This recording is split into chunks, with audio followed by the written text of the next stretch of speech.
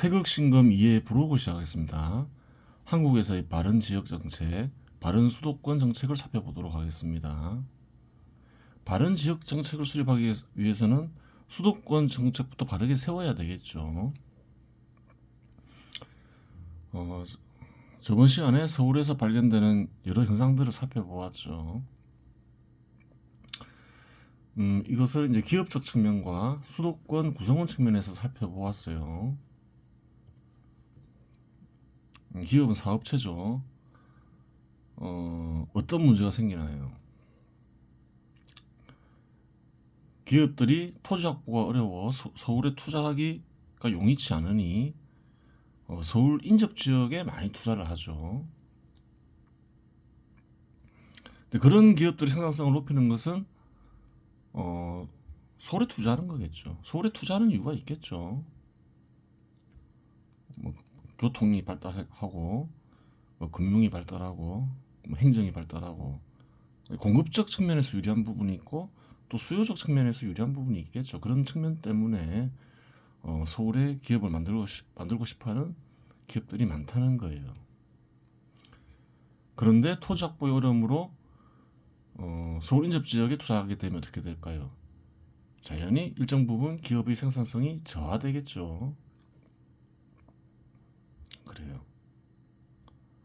국가 입장에서는 안 좋은 현상이죠. 기업의 생산성이 빨리빨리 증가해야지 국가도 좋고 또 국가를 구성하는 구성원들 역시 풍요로워지죠. 생산성이 곧 소득과 연결됨을 저번에 확인했죠. 또 어떤 측면이 있을까요? 서울에 투자해야 되는데 서울에 투자할 수가 없으니까 자료가 확보되지 않아서 그렇지 기업 투자를 포기하는 경우도 실제로 많겠죠. 어차피 서울에 확보하기 어렵다. 토지를. 그런 기업들도 많을 거예요. 그러면 알게 모르게 많은 일자리들이 생길 수 있었는데 사라져 버렸다는 거예요. 실업 문제가 심각하잖아요. 특히 청년 실업률이. 국가적 측면에서 안 좋다. 그렇게 되는 거예요. 한국은 서울의 발전을 제한하는 게 마치 선처럼 여겨지는데 그렇지 않다는 거예요. 자세히 들여다보면 자연적으로 이루어지려는 것을 막는다. 그러면 대체로 다 안 좋아진다고 보면 돼요. 결론은 뭐냐? 그냥 물꼬를 터줘라. 그렇게 되는 거죠. 결론, 서울 시민이나 국민, 나아가 국익에 반한다. 그렇죠. 국가 전체적으로 직업수를 감소시키고 생산성을 저하시킨다. 그러니까 당연히 국민들 입장에서 안 좋고 국익에 반한다. 또 서울 시민도 마찬가지죠. 서울에 보다 많은 기업이 투자하고 기업의 생산성이 증가하면 서울 자체도 부유해지만 서울 시민 자체도 어떤가요? 풍요로워지죠. 생산성 증가로 인해서 직업도 구하기 쉬워지고 기업체들이 많이 생기니까. 그래서 생각하는 것만큼 기업체가 안 생겨서 서울에서 경기도로 출퇴근하는 일들도 생각보다 많겠죠. 경기도 인접 지역에 기업들이 투자를 많이 하니까 서울 시민들 중에서도 경기도 시민들만 서울에 출퇴근하는 게 아니라 서울 주민들도 경기도 쪽으로 출퇴근하는 경우가 많을 거예요. 그럼 생활권과 행정권의 불일치가 발생한다는 거예요. 불편한 것이죠. 그래요. 살펴보았고 수도권 구성원 측면에서 살펴보겠습니다. 서울 시민. 서울 그거죠. 기업이 잘 생각만큼 많이 안 생기니까 투자를 원하더라도 투자 확보 어려움으로 서울의 일자리 증가 속도가 저하되겠죠. 그래서 결국 경기도로 출퇴근하게 되죠. 또 어떤 문제가 있나요? 토지 확보 어렵죠. 개발하는 특히 주택. 그러니까 일정 시기가 지나면 항상 어떤 문제가 생기나요? 서울 주택 가격이 폭등을 하죠. 그래요. 근데 이 서울의 주택 가격의 폭등은 특히 아파트 가격의 폭등은 서울에서만 끝나는 경우가 아니죠. 어떤가요? 경기도 및 전국적으로 주택가격 폭등 현상 야기한다. 서울이 발전을 막는 게 너무 발전하는 게 지역 불균형을 일으킨다 하면서 악으로 생각되지만 정반대라는 거예요. 물꼬를 막으니 서울이 발전의 물꼬를 막으니 다른 지역의 주택가격까지 폭등을 야기하더라. 그래요. 2020년, 2021년 다 확인이 됐죠. 그래서는 안 된다는 거예요. 발전을 하면 주택가격이 상승하겠죠. 주택 부족 현상을 일으키면서 주택가격이 폭등시키는 건 안 좋은 일이라는 거예요. 그래요.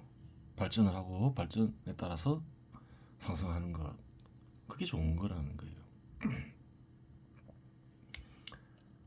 서울 인접 도시 시민은 어떤가요? 서울로 출퇴근하는 경우가 상당히 많죠. 서울에서는 뭐 서울에서 경기도로 출퇴근하는 경우도 많지만 아무래도 경기도에서 서울로 출퇴근하는 이들이 더 많겠죠. 원래는 서울 시민이 돼야 될 사람들이라는 거예요. 서울에 아파트가 부족하고 혹은 또 주택가격이 비싸서 서울로 출퇴근하게 된다는 거예요. 행정적으로 불편하고 교통도 불편하겠죠. 여러 가지로. 그리고 정서적으로도 불안정할 수가 있다는 거예요. 뭐 그렇게 생각하는 이들은 없겠지만 서울에 뭐 그다지 없지만 서울에 집 살 돈도 없냐 이러면서 예전에 서울 집값 쌌을 때 안 사고 뭐 했냐 자기감이 들 수도 있고 그런 거예요.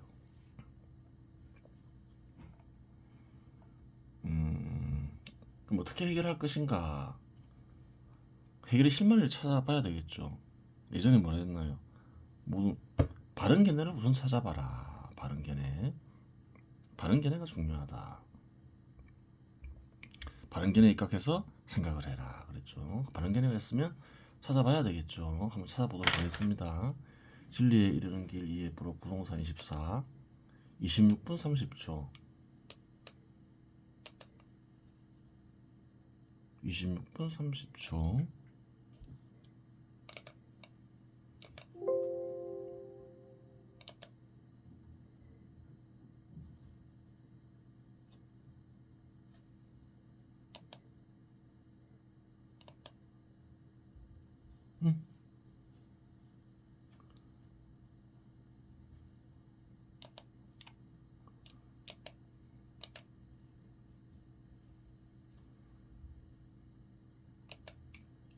그럼 어떻게 될까요? 한 3, 40% 올랐을 때 그냥 보급해버리니까 가 있죠. 그린벨트를 사용하면 안 된다 이런 말이 많죠. 또 환경단체에서 그렇게 많이 하죠. 근데 할 수 없다는 거예요. 지금이 사용해야 될 시점이라는 거예요. 정치권 상황에 하이킥을 날리는 속 시원한 정치 토크쇼. 예민하게 반응할 필요는 없어요. 뭐 국립공원이 아닌 이상은 쓸 수 있겠죠. 필요할 때. 그래요. 쓸 수 있어요. 녹지는 또 어떤가요? 또 새로 조성하면 된다는 거예요. 필요한 만큼 쓰고 또 쓴 만큼 녹지를 조성하면 된다는 거예요. 또 그린벨트를 지정하면 되는 거예요. 그게 한국에서는 도시화가 상당히 진행되면서 사용하지 않는 토지가 많이 늘었죠. 근데 서울에서는 많은 토지가 필요하죠. 발전하면 이것보다 훨씬 많은 토지가 필요해요. 사용할 시점이 됐다는 거예요. 녹지는 사용하지 않는 토지, 훨씬 강대한 토지가 있겠죠. 그런 토지를 녹지하면 되고 필요한 토지는 사용해라 이렇게 얘기하고 있는 것이죠. 대단한 건 아니라는 거예요. 필요할 때 쓸 수밖에 없다는 거죠. 이렇게 생각할 수 있죠. 더 필요한 시기에 써야 될 때가 아닌가. 그게 아니라는 거예요. 지금이 대한민국이 위기라는 거예요. 예전에 설명했죠. 3년 전에 이미 언급했던 말인 것이죠.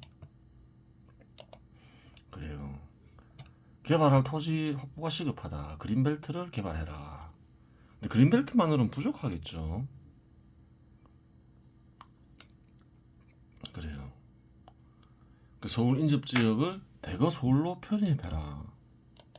이렇게 얘기할 수 있겠죠. 이건 예전에 언급한 게 아니죠. 이게 필요한 거예요. 근데 어떤가요? 서울 인접 지역을 대거 편입하는데 서울 인접 지역 도시 시민들의 의견을 물어봐야 되겠죠. 반대하면 뭐 굳이 편입시킬 이유는 없다는 거예요. 반대하는 지역 해결을 위한 실마리, 개발할 토지 확보 시급, 그린벨트가 그런 뜻을 간직하고 있는 거죠. 구체적인 방법으로는 그린벨트 개발만 있는 게 아니다. 서울 인접 지역 대거 서울 인접 지역 도시를 대거 서울로 편입하는 방법이 있다. 그렇죠. 단 뭐 억지로 하지 마라. 원하지 않으면 하지 마라. 이렇게 얘기하고 있는 거예요. 그래요. 서울 사람들도 어떻게 생각해야 되나요? 공급을 결핍시킴으로써 집값이 올라가기를 원하지 마라. 그러면 안 좋은 일들이 발생한다. 사람들이 질투심이 생기고, 그래요. 불로소득이라 하면서 그런 건 좋은 게 아니다. 그런 걸 원하지 마라. 단 누구나 떨어지는 것보다 오른 게 좋죠. 그러면 서울의 발전을 통해서 상승하도록 상승을 기대해라. 그래요. 발전하면 다 상승하잖아요. 한국이 발전하니까 어느 지역이든 간에 과거보다는 다 집값이든 토지값은 올라가잖아요. 그래요. 발전을 통해서 해야지 또 구성원들이 토지를 얻기도 쉽고 그런 거죠. 소득도 함께 증가하면서 그게 좋은 거예요. 서로. 그 다음 또 볼게요. 해결을 위한 실마리 22분 20초에 있다는 거죠.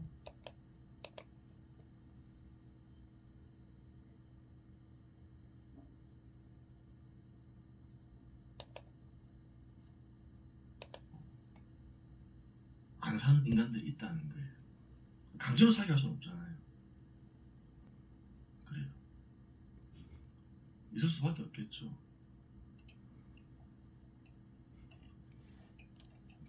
하여간 수요자를 완전히 흡수하지 못한 상황에서 상승은 불가피해요. 그래도 많이 줄여놓으면 좀 훨씬 낫죠. 이게 아닌데? 잠깐만요. 그런데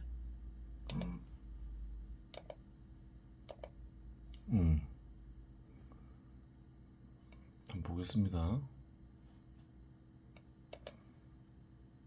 따라 조금씩 차별은 생기겠지만 당연하죠. 확인됐죠. 확인이 된 거예요. 서울에서는 이런 정책이었으면 안 된다는 거예요. 도시재생 아웃, 재개발 오케이 했죠. 문재인 정부는 서울 지역 개발을 반대했죠. 그래요. 추세는 주거 환경이 개선되는 과정이 있다. 문명이 발전하면서 한국에서는 아파트로 대체되고 있다.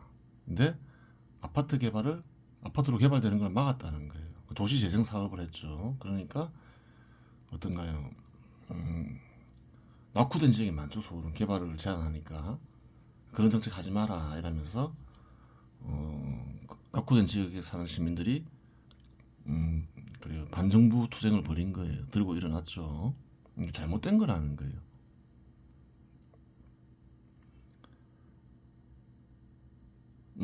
삐삐에서 핸드폰으로 바뀌고 핸드폰에서 스마트폰으로 바뀌고 다 문명의 발전인 거죠. 스마트폰으로 바뀌는 추세에서 스마트폰을 사지 마라 이러면 스마트폰 가격이 폭등을 하겠죠. 그런 정책은 굉장히 잘못된 정책인 거예요. 이런 정책을 쓴 이유가 있죠. 일종의 주택 공급자가 되는데 재개발을 하게 되면 아파트를 짓겠죠. 많은 아파트. 그 사람들이 주거 환경도 좋아지지만 이제 주택 공급자가 되는 거예요. 그럼 이익을 취할 수가 있다는 거예요. 이익을 취하는 게 싫다는 거죠. 그런 게 잘못된 정책이라는 거예요. 공급자는 어떤 상품을 공급하건 다 이익을 취하죠. 노동과 같은 활동을 제공해도 이익을 얻기 위해서 제공을 하지 공짜로 제공하는 일은 없다는 거예요. 자원봉사를 제외하고는. 그 공급자가 이익을 취하는 건 당연하고 또 주택은 아주 중요한 필수품이잖아요. 사람들에게. 이익을 취하는 게 싫다고 공급을 막는 행위 뭔가요? 단지 악일 따름이죠. 그래서는 안 된다는 거예요. 그렇고 그래요.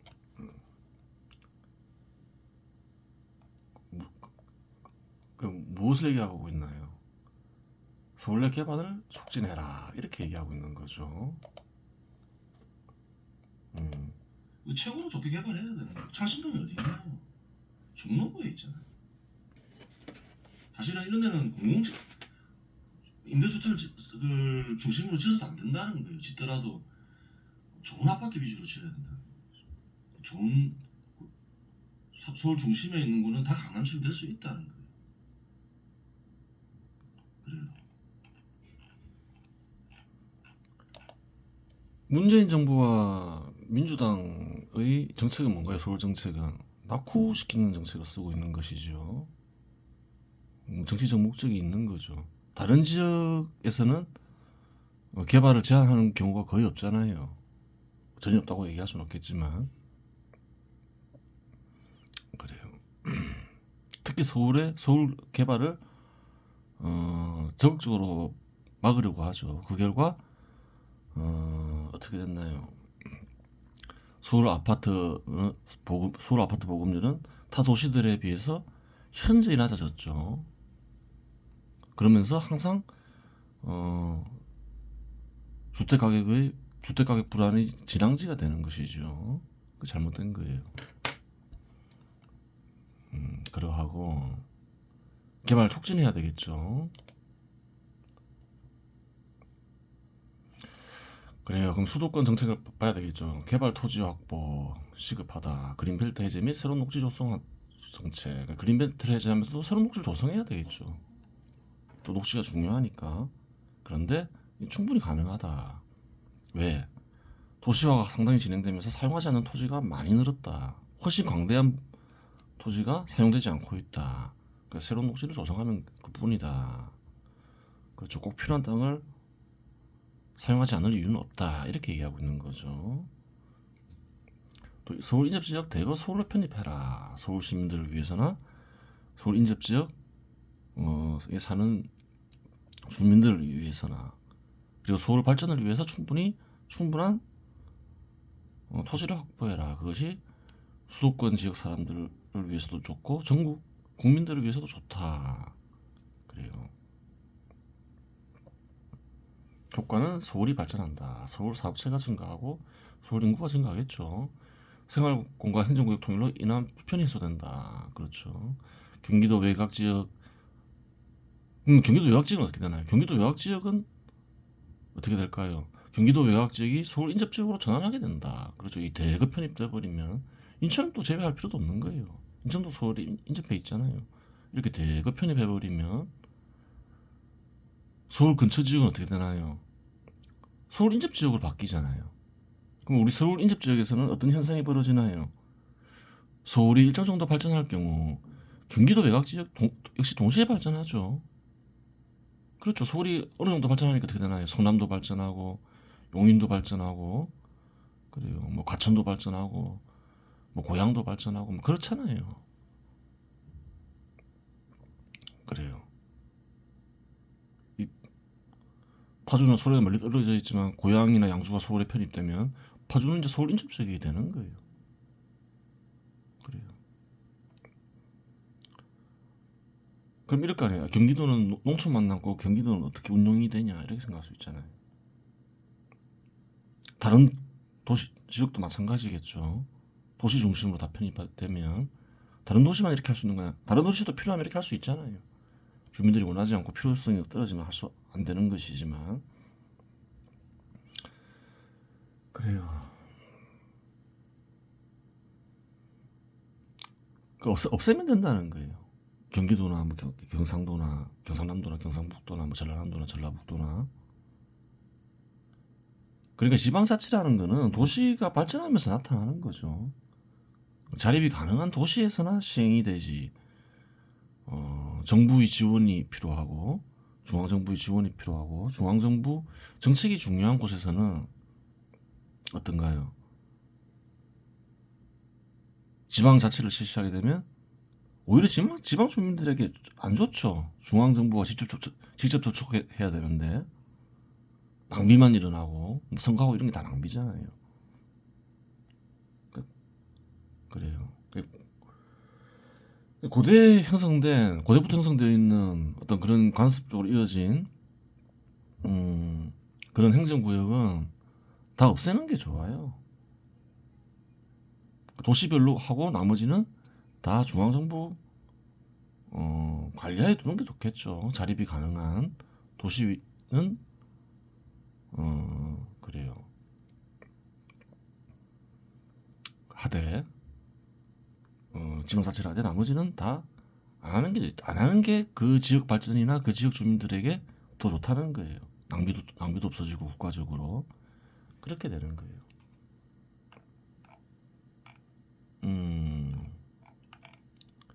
안성, 평택, 화성, 안성, 이천, 여주 보면 안성, 이천 22만밖에 안 되죠. 오산도 24만. 오산 어디 있나요? 오산도 외곽에 있죠. 오산. 또 여주는 어떤가요? 11만. 외곽에 있는 데는 농촌과 크게 다를 바 없죠. 경기도라 하더라도. 근데 서울 인접 지역이 돼버리면 어떻게 될까요? 서울이 어느 정도 발전하면 이천 역시 외곽 지역 역시 발전하게 된다는 거예요. 그래요. 우리는 왜 멀리 떨어져 있다고 안 해주냐? 그게 아니라는 거예요. 어느 정도 확보해서 서울이 발전하게 되면 외곽 지역은 인접 지역이 되면서 마찬가지로 발전한다는 거예요. 지역 발전에는 서울이 커지는 게 좋다는 거죠.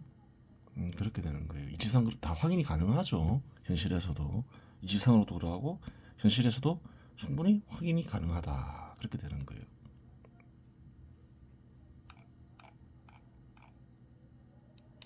그런데 이렇게 이제 수도권 발전 정책을 쓰면 지방에서 반대할 수가 있잖아요. 너희들만 발전하냐? 그럼 지방 발전 정책을 동시에 병행하는 게 필수겠죠. 얘기한 게 뭔가요?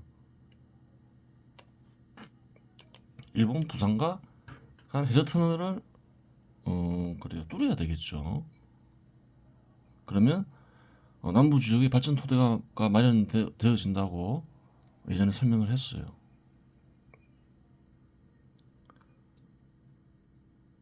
일본 부산과 해저 터널 완공까지 시간이 너무 많이 걸리지는 게 아니냐. 반면에 이거는 쉽게 할 수 있는 것이 아니냐 이렇게 생각할 수 있잖아요. 시점 간에 큰 차이가 발생하는 게 아니냐.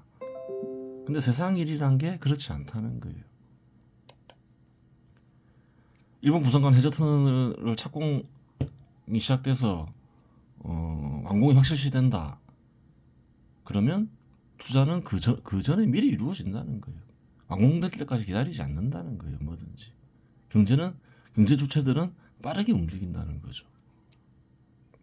부동산도 그렇고, 부동산 움직임도 가격 움직임도 그렇고, 주식 가격 움직임도 그렇고, 채권 가격 움직임도 그렇고, 그래요. 완공될 때까지 기다리는 투자자는 없다는 것이지요. 그래요. 동시에 진행하면 괜찮아요. 지역 발전도 그렇고, 수도권 발전도 그렇고, 국가 전체 이익에 큰 도움이 되겠죠. 이번 시간은 수도권 정책을 간단히 핵심적인 것을 살펴보았습니다.